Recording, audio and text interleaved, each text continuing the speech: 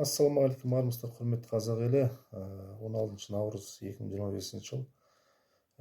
Кеше ұлттық құрылтайды көріп шықтым.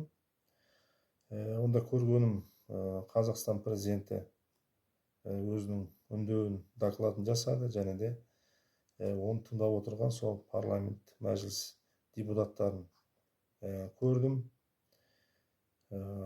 Енді ұлттық құрылтай туралы айтатын болсам, ол енді атам заманнан қазақ құрылтай дегеннен кейін біздің түсінігімізше ол құрылтайда ұлттық құрылтай болғаннан кейін ол жерде қазақтың бетке ұстар азаматтары, ақсақалдары, билері, халықтың мәселесін шешіп жүрген азаматтар сол құрылтайда жиналу керек еді, біздің халықтың түсінігі бойынша.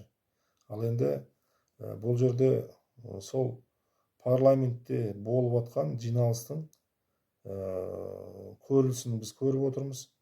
Ол жерде президентпен және де өздерінің түрлерін өте ақылды жасап алған сол депутат аға бауырларымыздың бірдеме жазып отқан, қол шапалақтап отқан сол докладын көрдік. Енді 2000 осыдан бірінші құрылтайында мен енді өз басым жаңа Қазақстан құрамыз деп көптеген белсенділер біз риза болып, осы бірінші құрылтайға мені астаналық белсенді ағаларымыз шақырды. Біраз ұйымның басшылары болып сол Ұлытауға біз келдік. Келген кезде бізді ол құрылтайға кіргізбеді. Және де ана жерде тұрып, енді сонау жерден қаншама километрден келгеннен кейін ол жерде мен кірмей кетпеймін деп айттым. Сөйтіп бұл жерде сол облыстың, Ұлытау облыстың әкімі келді, қаланың әкімі келді, депутаттар келді. Бізді жақсылап қарсы алып, мейрамханаларына апарып, енді алыстан келген қонақтарсыздар деп жаңа бізді өте жақсы қарсы алып алды. Және де ол кісілердің айтқаны сіздер емес, біз де бұл құрылтайға кіре алмай отырмыз. Сөйтіп жаңа президент мырза кетіп қалғаннан кейін барып сол Жош ханның басына барып құран бағыштап, сол жерде киіз үйде бізді жақсылап қарсы алып, сол қайтқанбыз.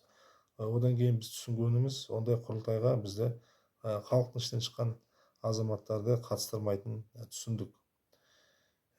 Содан кейін екінші, үшінші құрылтай өтті. Енді ол жерде біз енді есімізде қалған сол бір насыбайдың мәселесі көтеріліп, сол есімізде қалыпты. Енді мына төртінші ұлттық құрылтай өтіп отыр.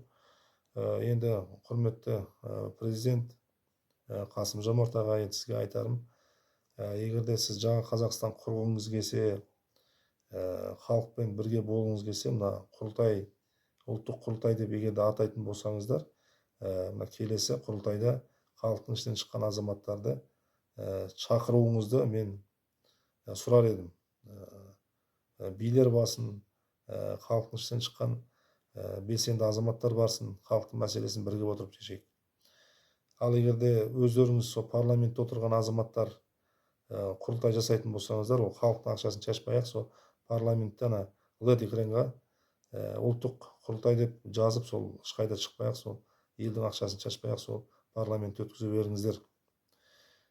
Енді біз құрылтай деп өзіміз жылдан 2021 жылдан бастап бауырлас жиыны қазақ билерінің құрылтайы деп біз өткіземіз. Осы 21 жылдан бастап 4 жыл бойы өткізіп келе жатырмыз. Ол жерде жан-жаққа біз жариялаймыз. Осы мына билер ұйымының азаматтары және билермен бірігіп істейтін азаматтар, олар 16, 17, 18 күні 3 күн бойы жиналамыз. Және де 3 күн бойы сұхбаттасып, елдің мәселесін айтып, істеп жатқан жұмыстарымыз көрсетіп, және де бейсайлау өтеді. Сол жерде біз енді нақты билерге қатысты, халыққа қатысты жұмыстарымыз жүргіземіз. Ол жерде ашық билер құрылтайы деп аталады. Сол үшін егер де сіздер ұлттық құрылтай деп айтатын болсаңыздар, ұлттың ішінен шыққан азаматтарды шақырсаңыздар дұрыс болар еді. Және де келесі құрылтайларыңыз осылай өтетін болса, оны ұлттық құрылтай деп жаңағы атын атамай қоюыңызды сұрар едім. Аман болайық, бар болайық. Мына құрметті қазағымды мына ораза айымен бәрін құттықтаймын. Ұстаған оразаларыңыз қабыл болсын, тілеген дуа тілектеріңіз қабыл болсын.